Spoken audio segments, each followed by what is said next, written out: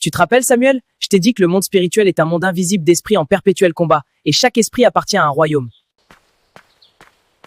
Je vais maintenant t'expliquer leurs déplacements, où ils peuvent aller et où ils ne peuvent pas aller. Commençons par le monde spirituel. Un esprit mauvais ne peut pas entrer dans le royaume de Dieu, car la lumière, le feu et la pureté, c'est tout ce qu'il n'aime pas. Donc s'il essayait d'entrer, il serait brûlé. C'est pourquoi il n'est même pas envisageable pour lui de s'aventurer dans le royaume de Dieu. Les esprits purs peuvent se rendre dans le royaume des ténèbres, mais uniquement sur l'ordre de l'Éternel, car c'est un lieu très dangereux même pour eux. Et maintenant, tout le monde pur et impur peut circuler dans la sphère de combat.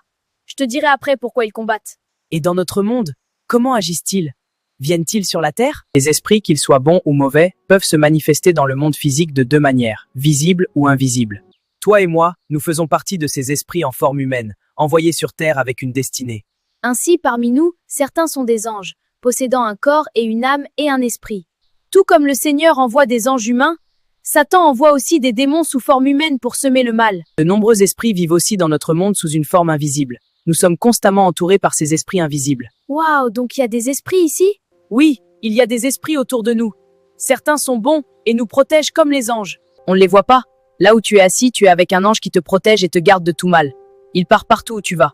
Tu peux avoir un ange, 2 ou plusieurs selon ta mission. D'autres esprits, par contre, sont mauvais et veulent faire du mal. Ils peuvent se trouver dans l'air autour de nous. D'autres se trouvent dans les eaux. Ce sont les esprits des eaux. D'autres se trouvent dans les forêts. Ce sont les esprits des forêts. D'autres se trouvent dans les souterrains. Ce sont les esprits souterrains. Tout ce qui nous entoure possède un esprit. Les arbres, les animaux et même le banc sur lequel nous sommes assis. Ils sont alors de quel royaume? Ce sont des esprits purs ou impurs? Un esprit, c'est en fait une énergie, une intention, une pensée soit positive, soit négative. Donc c'est une pensée positive. Ils sont donc purs. Dieu les a créés pour accompagner les hommes dans leur mission. Quand tu vois le soleil, qu'est-ce que ça t'inspire?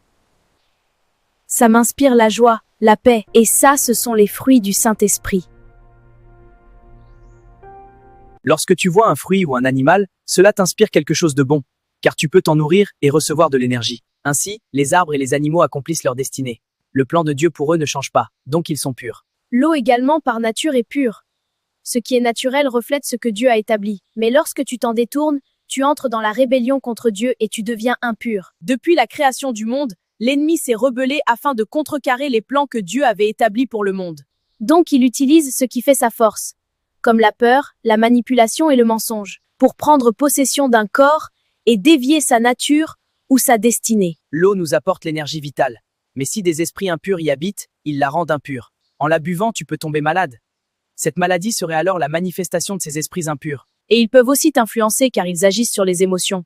Tu iras faire quelque chose et tu ne sais même pas pourquoi. C'est pour cela qu'il faut invoquer le sang de Jésus en toutes circonstances, afin de purifier tout ce qui aurait pu être rendu impur. Donc ces esprits ont dévié la nature de l'eau. Elle est supposée nous faire du bien, mais c'est le contraire. Prenons l'exemple du serpent. Dieu l'a créé avec des capacités spécifiques. Il est silencieux, il se fond dans le décor et il est vif. Au départ, c'était pour se défendre contre ses prédateurs. Mais un esprit malin a pris possession de son corps et a détourné ses capacités pour atteindre son propre objectif. Donc derrière ses capacités, le serpent réfléchit, il cache ses intentions. C'est pourquoi la Bible dit qu'il était le plus rusé. Les araignées sont des animaux très dangereux.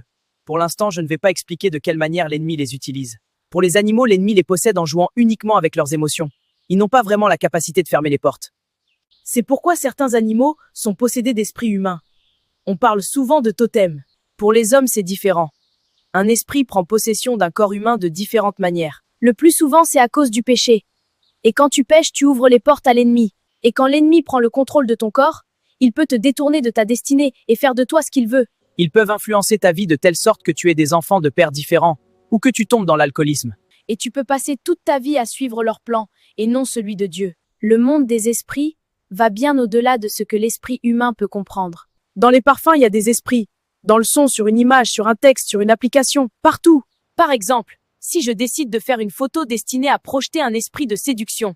Si je suis une femme, je pourrais me maquiller soigneusement, mettre en avant certaines parties de mon corps et adopter des postures séduisantes. Ainsi, l'intention, associée à tous les éléments préparés, transforme cette photo en une image possédée par un esprit de séduction. En regardant cette photo sans la protection du sang de Jésus, l'esprit impur peut ouvrir des portes. permettant à l'esprit de la personne à l'origine de l'intention de s'infiltrer en toi. Après tu vas dormir, tu te retrouves avec les maris et femmes de nuit. Cet esprit peut aussi manifester un désir sexuel anormal, et tu peux aller avec n'importe qui. C'est pareil pour les vidéos, les messages textes, la musique. Il y a des voix que tu ne dois pas écouter. Les films d'Hollywood, alors on n'en parle même pas. C'est des esprits, des formules magiques, tout ce qui est mauvais. Il y a même des mouvements diaboliques. Une danse où on se retourne et soulève les fesses. On te projette la malédiction. Par exemple, pour te projeter l'orgueil, je t'envoie une liste de noms avec un ordre et je mets ton nom en tête. Puis j'associe l'intention. Tu reçois la liste et tu commences à dire « Ah, je suis la meilleure !» Tu valides l'intention et tu ouvres les portes. Un autre exemple. Je crée une application avec pour intention d'abrutir les gens. Si tu l'utilises et que tu n'es pas fort spirituellement, ça va te pervertir. Quelqu'un de fort spirituellement, c'est quelqu'un qui sait détecter un esprit malin et qui revoque l'intention. Tu vois, Samuel, il y a des logos, des insignes et des enseignes qui sont créés et dédiés à un dieu. Si tu vas acheter quelque chose là-bas ou faire affaire avec eux, tu crées une alliance spirituelle. Je te donne un exemple positif. Nous avons créé notre page avec une intention spirituelle claire. Notre désir est que tous ceux qui viennent dessus développent une meilleure vie spirituelle en Jésus-Christ. Ainsi, lorsque tu te connectes et que tu adhères au message, tu reçois l'esprit qui porte cette intention. En réalité, un esprit se crée soit par la pensée, soit par la parole avec une intention soit positive, soit négative. Et quand tu y crois fermement, ça prend vie. Et c'est ça la foi. Croire à ce qui n'existe pas. C'est pour cela que la foi est une puissance inimaginable. Par exemple, je veux créer l'esprit de quelque chose qui ressemble à un oiseau. Je vais commencer par penser à sa forme. Comment il se manifeste? À quoi il va servir? Je vais lui donner une identité, une ADN. Et je vais l'appeler par exemple Gaf. Gaf maintenant, c'est un esprit qui existe dans le monde spirituel, mais pas physiquement. Je n'ai parlé du projet à personne, mais quelqu'un qui a accès au monde spirituel et qui est dans ma sphère spirituelle peut me le voler. C'est de la même manière que l'esprit humain a été créé. Toutes ces parties avec toutes leurs fonctions. Ainsi, les hommes ont créé des esprits de maladie comme je viens de te montrer le processus de création de Gaf. Les hôpitaux sont supposés guéris, mais c'est l'endroit où on vole le plus les destinées. Il y a tout genre d'esprit là-bas. L'anémie, c'est un esprit créé pour te vider de ton sang. C'est quoi l'esprit de mort? Tous les jours, tu médites le mal contre ton frère. Tu crées l'esprit et tu le nourris chaque jour par ta pensée négative. Et l'esprit se met à poursuivre ton frère, cherchant la porte d'entrée. Un esprit impur, c'est une énergie négative, lourde et froide. Parfois, tu vas arriver dans un lieu, tu vas sentir une lourdeur. C'est une accumulation d'esprits impurs. Porte tes pieds, tu fuis. Concernant la connexion des esprits.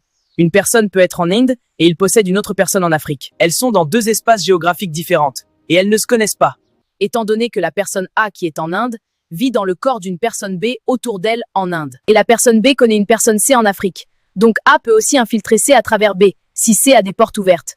Il faudrait alors faire attention à tout ce qu'on voit, ce qu'on touche, ce qu'on écoute, tout ce qu'on mange et les lieux qu'on fréquente. Il est également important de veiller à nos pensées et aux paroles qui sortent de notre bouche. Mais le Saint-Esprit est au-dessus de tous.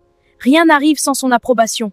En effet, un véritable homme spirituel veille sur sa sphère spirituelle et en garde le contrôle. Dans le monde spirituel, c'est par la prière, la méditation de la parole, le jeûne et l'obéissance à Dieu. Dans le monde physique, c'est de contrôler son environnement avec tout ce que tu viens de dire. Quelqu'un d'une loge ou un sorcier respecte scrupuleusement les lois spirituelles.